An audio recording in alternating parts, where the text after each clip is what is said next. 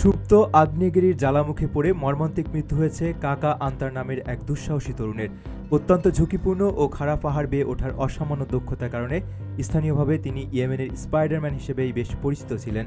হার্তা দামুত নামের ওই বিখ্যাত সুপ্ত আগ্নেয়গিরির খাড়া ও বিপজ্জনক ঢাল বেয়ে ওঠার সময় পা পিছলে তিনি সরাসরি জ্বালামুখের ভেতরের ফুটন্ত ও সালফারযুক্ত পানিতে পড়ে যান বলে জানা গেছে।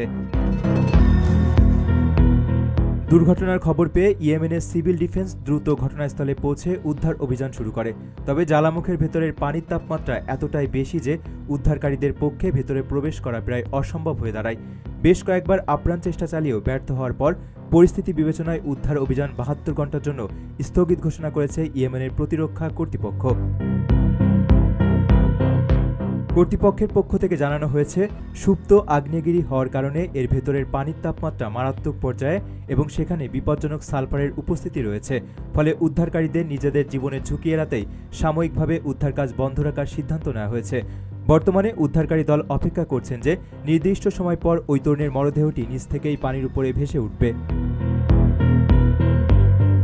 ভিডিও ফুটেজে দেখা যায় তরুণকে উদ্ধারের জন্য উদ্ধারকর্মীরা দড়ি ও অন্যান্য সরঞ্জাম নিয়ে মরিয়া চেষ্টা চালাচ্ছেন, কিন্তু প্রকৃতির বৈরী পরিস্থিতির কাছে শেষ পর্যন্ত তাদের হার মানতে হয়।